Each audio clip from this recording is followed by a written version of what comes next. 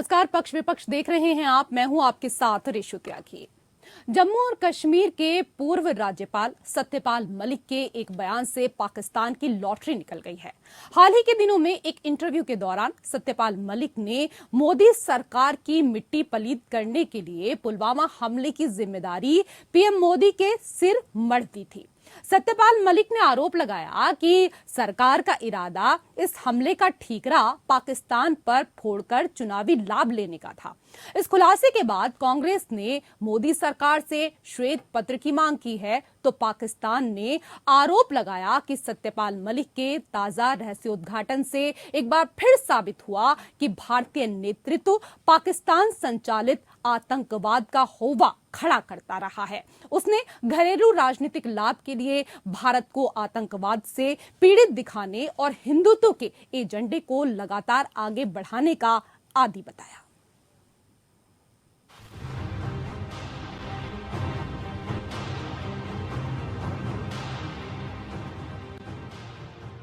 चौदह फरवरी 2019 को जम्मू कश्मीर के पुलवामा जिले में एक आत्मघाती हमलावर की विस्फोट से भरी कार केंद्रीय रिजर्व पुलिस बल के जवानों को ले जा रही एक बस से जा टकराई थी, जिसमें 40 जवान मारे गए। पाकिस्तान में बैठे आतंकवादी संगठन जैश ए मोहम्मद ने हमले की जिम्मेदारी ली थी, लेकिन अब जम्मू और कश्मीर के पूर्व राज्यपाल सत्यपाल मलिक ने इसकी जिम्मेदारी पीएम मोदी के सिर मढ़ दी है। सत्यपाल मलिक के पुलवामा हमले को लेकर हाल ही में दिए गए एक बयान के बाद पाकिस्तान को भारत पर सवाल उठाने और भारत को अंतर्राष्ट्रीय मंच पर बदनाम करने का मौका मिल गया है। पाकिस्तान ने अपने बयान में अंतर्राष्ट्रीय समुदाय से भारत के तथाकथित प्रोपेगेंडा अभियान पर ध्यान देने की भी अपील की है। दरअसल सत्यपाल मलिक ने हाल ही में एक इंटरव्यू के दौरान मोदी सरकार की मिट्टी पलीद करने के लिए आरोपों की झड़ी लगा दी थी। मलिक ने 2019 में कश्मीर के पुलवामा हमले के लिए भारत सरकार को जिम्मेदार बताते हुए कई दावे किए थे। उन्होंने आरोप लगाया था कि पुलवामा में सीआरपीएफ के काफिले पर हुआ हमला सिस्टम की अक्षमता और लापरवाही का नतीजा था। उन्होंने उस हमले के लिए सीआरपीएफ और केंद्रीय गृह मंत्रालय को खास तौर पर जिम्मेदार बताया था। सत्यपाल मलिक ने ये भी दावा किया कि पीएम मोदी ने इस हमले के बाद जब जिम कॉर्बेट पार्क से उन्हें कॉल किया था तो उन्होंने इन मसलों को उनके सामने उठाया था, लेकिन पीएम मोदी ने उन्हें इस मसले पर चुप रहने और किसी से कुछ न बोलने के लिए कहा था। मलिक ने बताया कि यह बात एनएसए अजीत डोभाल ने भी उनसे कही थी। सत्यपाल मलिक ने आरोप लगाया कि सरकार का इरादा इस हमले का ठीकरा पाकिस्तान पर फोड़कर चुनावी लाभ लेने का था। सत्यपाल मलिक के बयान के बाद पूरा विपक्ष सरकार पर हमलावर है। कांग्रेस ने अपने आधिकारिक ट्विटर हैंडल से किए ट्वीट में पीएम मोदी पर आरोप लगाया है कि पुलवामा हमला और उसमें 40 जाबाजों की शहादत सरकार की गलती से हुई। महाराष्ट्र प्रदेश कांग्रेस अध्यक्ष नाना पटोले तो एक कदम आगे निकलकर दावा कर गए कि पुलवामा हमले में जिन विस्फोटकों का इस्तेमाल हुआ था वो नागपुर से गए थे। उन्होंने आरोप लगाया कि केंद्र सरकार ने अब तक कोई जांच नहीं की। अब कांग्रेस ने इस पूरे मामले में श्वेत पत्र की मांग की है। अब पुलवामा हमले पर देश में ही महाभारत छिड़ी है, तो भला पाकिस्तान इस मामले में कैसे चुप रहता। सत्यपाल मलिक के इस बयान से पाकिस्तान को तो मुंह मांगी मुराद मिल गई। पुलवामा हमले के बाद पूरी दुनिया में बदनाम हुआ पाकिस्तान अब भारतीय नेताओं के बयान के आधार पर अपने कलंक को धोने में जुट गया है। पाकिस्तान के विदेश मंत्रालय ने सत्यपाल मलिक के ताजा रहस्योद्घाटन पर भारत से जवाब की मांग करते हुए कहा है कि भारत को ताजा रहस्योद्घाटन में उठाए गए सवालों का अवश्य जवाब देना चाहिए। अब वक्त आ गया है कि पुलवामा हमले के बाद इलाके की शांति को पहुंचे खतरे के लिए भारत को जिम्मेदार ठहराया जाना चाहिए। ऐसे में सबसे बड़ा सवाल तो यही है कि सत्यपाल मलिक के बयान को सियासी खुन्नस कहा जाए या फिर इसमें कुछ सच्चाई के अंश हैं। ये जांच का विषय है, लेकिन फिलहाल तो आतंक का आका पाकिस्तान भारतीय नेताओं के बयान को अपने लिए ढाल के तौर पर इस्तेमाल कर रहा है। विपक्ष के सियासी चालों ने पाकिस्तान को बड़ा मौका दे दिया है। Bureau report, APN.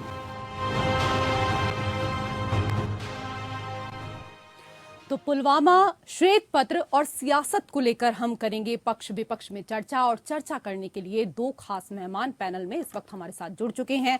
हमारे साथ मंजूर नाइक, प्रवक्ता बीजेपी, जुड़ चुके हैं, बहुत बहुत स्वागत है आपका। हमारे साथ रत्नेश मिश्रा, प्रवक्ता कांग्रेस, जुड़ चुके हैं, आपका भी बहुत बहुत स्वागत। मंजूर जी, पुलवामा अटैक पर कांग्रेस श्वेत पत्र जारी करने की मांग कर रही है। जम्मू कश्मीर के तत्कालीन राज्यपाल सत्यपाल मलिक के बयान के सहारे आपकी सरकार से प्रश्न पूछा जा रहा है, जवाब तो देना ही चाहिए। बिल्कुल ऋषु जी, बात ऐसे है कि ये जो सत्यपाल मलिक साहब हैं, इनसे कोई ये पूछे कि जब पुलवामा का इतना दुखद एक इंसिडेंट हुआ जिसमें हमने अपने इतने जवानों की शहादत देखी, इतना दुखद है कि इसको एक तो पॉलिटिसाइज करना नहीं चाहिए इस इशू को। दूसरी बात यह है कि उस वक्त जो थे जम्मू कश्मीर गवर्नर सत्यपाल मलिक साहब, तो अगर ये गवर्नर थे, ये रिस्पॉन्सिबिलिटी नहीं बनती है कि भाई ये जो इतना बड़ा हादसा हुआ, टेररिस्ट अटैक हुआ, तो उस वक्त ये कहाँ थे।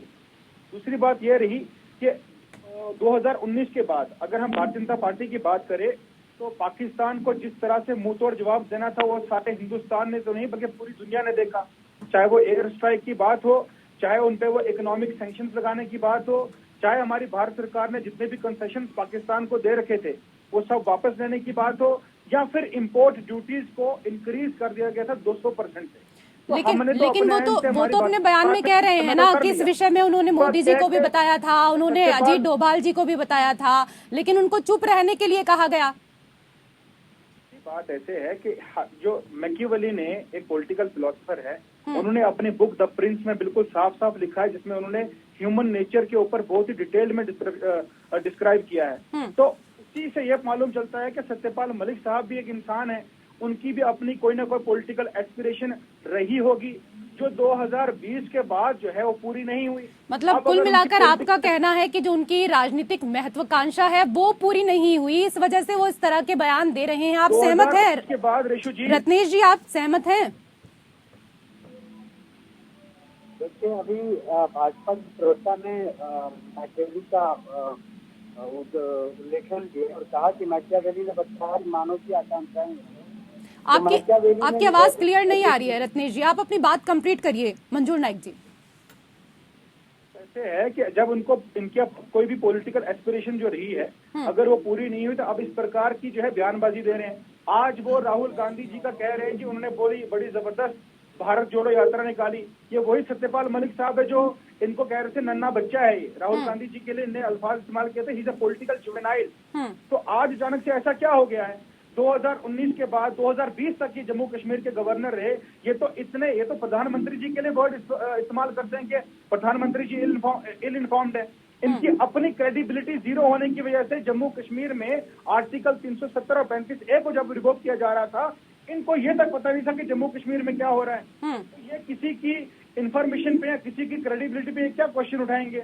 उसके बाद भी लगातार ठीक है, लेकिन राज्यपाल तो आप ही लोगों ने बनाया था ना मंजूर जी, राज्यपाल तो आप ही ने बनाया था, बीजेपी नहीं बनाया ना, किसी और ने तो नहीं बताया। मैं इनकी राज्यपाल होने पे क्वेश्चन नहीं उठा रहा हूँ, मैं ये कह रहा हूँ कि जब तक ये पावर को एंजॉय कर रहे थे तब तक इन्होंने यही कहा है कि हमारे जो प्रधानमंत्री नरेंद्र भाई मोदी जी जो है वो देश के सबसे पावरफुल प्रधानमंत्री हैं, सबसे ऑनेस्ट, सबसे डेडिकेटेड है। अब अचानक से ऐसा क्या हो गया अक्टूबर के बाद, 2022 के बाद? क्योंकि अब ना तो ये गवर्नर है, ना तो किसी स्टेट के एलजी हैं, ना ही इनकी वाइस प्रेसिडेंट बनने की या कुछ और एस्पिरेशन रही होंगी, वो पूरी नहीं हुई है, जिसकी वजह से बौखलाहट में आके इस प्रकार से सियासी बयान देना, और वो भी इतने संवेदनशील मुद्दे पे हमारे नौजवानों ने अपनी शहादत दी है इस देश के खातिर। लेकिन इस चीज को तो मानना पड़ेगा ना मंजूर जी कि पाकिस्तान को तो बैठे बिठाए मौका मिल गया है। अब उनके बयान पर पाकिस्तान भी भारत सरकार पर प्रश्न उठा रहा है। उसका कहना है कि हम तो पहले ही कहते रहे हैं कि बीजेपी ने राजनीतिक हित के लिए पाकिस्तानी आतंकवाद का मुद्दा बनाया। सिर्फ ने हमारे भारत देश का और खास तौर पर मोदी सरकार का मुंह जो है ना मैडम, एक तो उड़ी हमले के बाद देख लिया था, और उसके बाद 2019 में हमारा पुलवामा का अटैक किया जिसमें हमारे 40 से अधिक जवानों ने शहादत दी, उसके बाद उसने देख लिया। और आज पाकिस्तान की हालत ये है कि वो कटोरा हाथ में लिए जो है इंटरनेशनल मॉनेटरी फंड और वर्ल्ड बैंक के सामने भीख मांग रहा है। 5-5 हजार रुपए किलो का 1-1 किलो आटा वहां मिल रहा है। आटे की मारामारी चल रही है, तेल की मारामारी चल रही है, वहां के लोग सड़कों पे है, वहां पे इंटरनल रिबिलियन चल रहा है। सरकार उनकी जो है उनकी क्रेडिबिलिटी बिल्कुल जीरो हो चुकी है। तो उनकी हालत ये कैसे हुई है? उससे पहले भारत देश ने लगातार उनकी कोई भी नेचुरल कैलामिटी आई हो या बाकी वहां से जो चीजें इंपोर्ट होती थी, यहाँ हम एक्सपोर्ट करते थे, उनको बड़ी सारी चीजों में कंसेशन दी गई थी। ठीक है रत्नेश जी अभी आपको आवाज मिल पा रही है? जी आ रही रत्नेश जी, एक तरफ तो आप दावा करते हैं कि पुलवामा अटैक इंटेलिजेंस की नाकामी से हुआ, दूसरी ओर आपके तमाम नेता ये तक बता देते हैं कि विस्फोटक कितने किलो का था और कहां से आया था। चलिए देखिए रिशु जी, पहली बात तो ये कि जो सत्यपाल मलिक जी थे, हमारे यहाँ संवैधानिक व्यवस्था में राज्यपाल की नियुक्ति केंद्र सरकार करती है और केंद्र सरकार का प्रतिनिधि माना जाता है जो राज्यपाल होता है स्टेट का, और राज्यपाल उतना ही करता है जितना केंद्र सरकार कहती है। तो अब उस समय सत्यपाल मलिक जी ने कहा कि उन्होंने तो अपने इंटरव्यू में कहा कि हमने प्रधानमंत्री जी से बात की तो उन्होंने कहा अभी तुम चुप रहो। तो वो एक संवैधानिक पद पर बैठे हुए व्यक्ति थे। अगर वो इस बात को कह रहे हैं, देखिए सर, आप देखिए मंसूर जी, आप 5 मिनट बोले, रीशु जी इनको बोल दीजिए 5 मिनट ये बोले हैं, आप सुन भी लें। मैं आपको, मेरी बात सुने, मैं आपको टोक भैया आप लगातार अच्छा ठीक है रत्नेश जी सुनिए, मैंने जो आपसे सवाल पूछा आप मुझे जरा पहले उसका जवाब दे दीजिए। रीशु जी मैं जवाब दे रहा हूँ, लेकिन आप भाजपा ठीक है आप जवाब दे दीजिए। 8 मिनट बोले हैं वो। ठीक है आपकी ऑडियो नहीं आ रही थी, ऑडियो में प्रॉब्लम थी, वरना आप भी बोलते। सुनिए तो फिर मैं अपनी बात कंप्लीट कर लूँ उसके बाद, क्योंकि यहाँ हम लोग ना वो भाव टाइप करना नहीं आते, तथ्य रखने के लिए आते हैं। आप ये बताइए ना, आपके तमाम नेता ये तक बता रहे हैं कि भाई विस्फोटक कितने किलो था और कहां से आया, तो उनको कैसे पता चल गया, ये बता दीजिए ना। मैं जवाब दे रहा हूँ। हमारी पार्टी ने कुछ मूलभूत सवाल पूछे हैं पुलवामा अटैक को लेकर। ठीक है, उन सवालों पर आएंगे रत्नेश जी। मैंने जो सवाल पूछा उसका तो जवाब दे दीजिए। मैंने जो सवाल पूछा पहले उसका जवाब दे दीजिए आप। अब जवाब आपके मुताबिक थोड़ी दूंगा मैं। तो मैंने जो सवाल पूछा उसका आप जवाब देंगे कि नहीं देंगे, आप मुझे बताइए। मैं कब कह रहा हूँ कि मैं जवाब नहीं दूंगा, लेकिन किस लाइन में जवाब देना है वो मेरा निर्णय होगा। ठीक है, चलिए अब मैं बात को रखता हूँ। देखिए, ये मैं नहीं कह रहा हूँ, देश के सारे विपक्षी दल पूछ रहे हैं, और सत्यपाल मलिक जी ने कहा कि सेना के 40 जवानों को एयरलिफ्ट करके लाए जाने की बात थी, उस पर सरकार ने क्यों नहीं किया, पहला प्रश्न।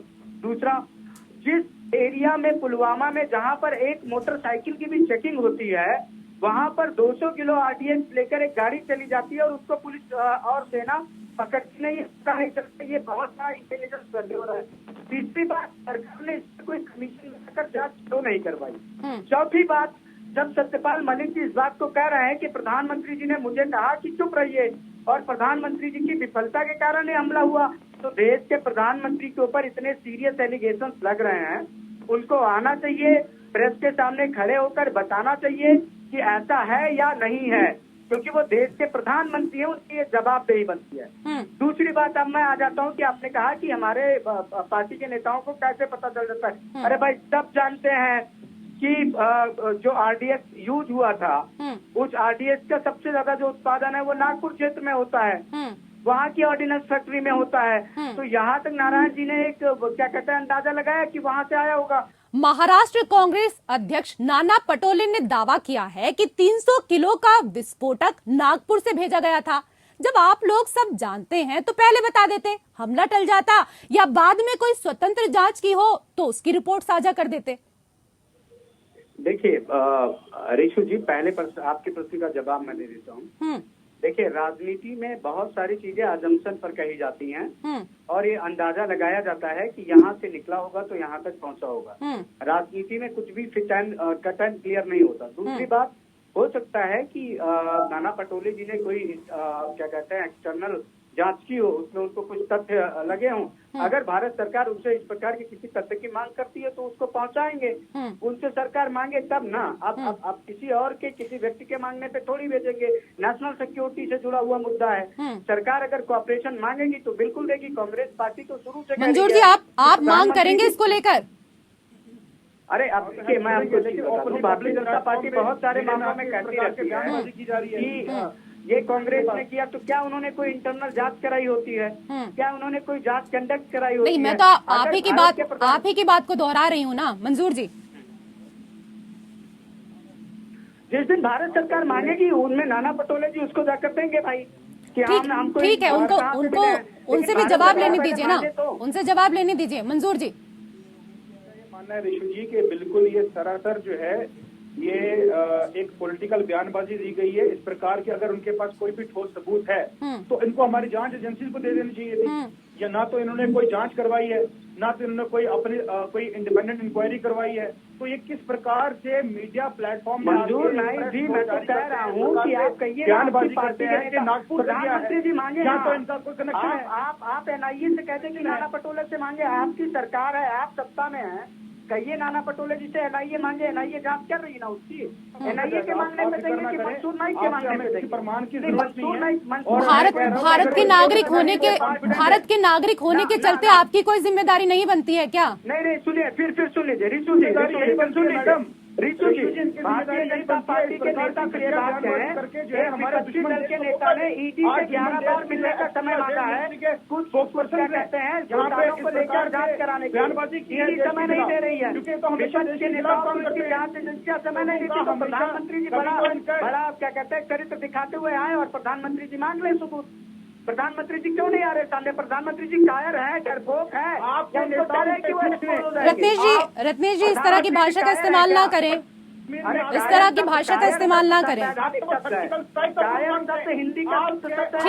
ठीक है, लेकिन एक गरिमा भी होती है, शब्दों में गरिमा भी होती है, और वो एक देश के प्रधानमंत्री हैं, कम से कम शब्दों में गरिमा रखें। डरपोक बोला जाता है, भागने वाले को रणछोड़ बोला जाता है। रत्नेश जी वो देश के प्रधानमंत्री हैं, इस बात का भी आप ख्याल रखें। कहा जाता है आप लोग ये बताइए कि पुलवामा अटैक को लेकर आप लोग शुरू से ही सवाल उठा रहे हैं, आप इसे राजनीतिक मुद्दा बना रहे हैं, जबकि बीजेपी आपके आरोपों को पाकिस्तान सरकार के आरोप से मिलाकर एक नया रंग दे रही है। इसको समझने की कोशिश आप लोग नहीं करते हैं। रितु जी 40 सैनिकों की हत्या करवा के प्रधानमंत्री रो के उनके नाम पे वोट मांगता है, तब वो राजनीतिक प्रयोग नहीं होता। प्रधानमंत्री जी ने क्या पुलवामा अटैक की जो हमारी जो सैनिकों की विधवाएं हैं उनके साथ कैसा व्यवहार हुआ था आपने देखा था? क्या उनको सरकार ने कोई सुविधा दी? क्या उनके बच्चों को सरकार ने कोई सुविधा दी? नहीं दी ना। लेकिन केवल प्रधानमंत्री जी ने पुलवामा आपने ये जो मुद्दा उठाया है, आपने ये मुद्दा कुछ सोच समझकर उठाया है, सोच समझकर चुना है, क्योंकि अडानी, मोदी की डिग्री और सावरकर से तो आपको पीछे ही हटना पड़ा है। इसका भी नफा नुकसान आपको जरूर तोलना चाहिए। हम अभी भी पूछ रहे हैं कि प्रधानमंत्री जी की डिग्री क्या है। मैं स्वयं दिल्ली विश्वविद्यालय का छात्र रहा हूँ, मैं बड़ा कंफ्यूज हूँ कि 1983 के टाइम की जो डिग्री प्रधानमंत्री जी के बता रहे हैं, उस समय पर डिग्रियां हस्तलिखित दी जाती थी। रिटर्न में तो डिग्रियां टाइप होकर डिग्रियां तो 2000 में आनी शुरू हुई। तो कौन सी अच्छी डिग्री थी इंटायर पॉलिसी? और मुझे नहीं समझ में आ रहा है कि दिल्ली विश्वविद्यालय इतना प्रतिष्ठित विश्वविद्यालय है और उसमें एक पाठ्यक्रम शुरू होता है, एक ही विद्यार्थी का एडमिशन होता है और एक ही विद्यार्थी को उस पाठ्यक्रम में डिग्री देने के बाद वो पाठ्यक्रम बंद कर दिया जाता है। बड़ा मैडम सब कुछ सस्पेंस है। प्रधानमंत्री जी खुले हम अपनी डिग्री नहीं बता सकते। मैं बता रहा हूँ, मेरा नाम ठीक है मंजूर जी, कांग्रेस लगातार कह रही है कि बीजेपी हर कुछ जो भी कर रही है वो सिर्फ एक सस्पेंस ही है, लेकिन आप ये बताइए कि इस मामले पर अगर अपना पक्ष स्पष्ट नहीं करते हैं आप लोग, तो उसको आपका जो राजनीतिक नुकसान है वो भी हो सकता है, क्योंकि जिस तरह से मामला बढ़ रहा है कहीं ना कहीं आपकी विश्वसनीयता भी घट रही है। देखिए ऋषि जी, भारतीय जनता पार्टी ने कभी भी राजनीतिक फायदे के लिए जो है वो सियासत नहीं की है। भारतीय जनता पार्टी के लिए देश सबसे पहले है, पार्टी उसके बाद है। रही बाकी बात, अगर कांग्रेस के नेताओं के चरित्र की मैं बात करूं तो लगातार आपने देखा है कि आए दिन हमारे सेना का मनोबल जो है गिराते रहते हैं। पिछले दिनों जब राहुल गांधी पाकिस्तान कर दिए गए तो सेना का मनोबल गिराया गया। जब लाहौर तक सेना घुस गई तो सेना का मनोबल गिराया गया। अरे झूठ बोलोगे तो बोला जाएगा, झूठ बोलोगे तो बोला जाएगा। राहुल गांधी जब पाकिस्तान के 2 टुकड़े हुए तो भारतीय जनता पार्टी की सरकार थी।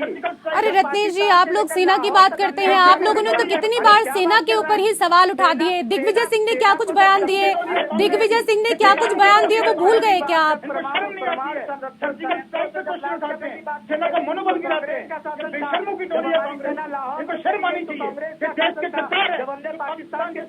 चलिए, इस समय कम है। बहुत बहुत शुक्रिया आप दोनों का हमारे साथ इस चर्चा में जुड़ने के लिए। तो सत्यपाल मलिक के बयान को सियासी खुन्नस कहा जाए या फिर इसमें कुछ सच्चाई के अंश हैं, ये जांच का विषय है। लेकिन फिलहाल तो आतंक का आका पाकिस्तान भारतीय नेताओं के बयान को अपने लिए ढाल के तौर पर इस्तेमाल कर रहा है। और इसी के साथ पक्ष विपक्ष में फिलहाल इतना ही। नमस्कार।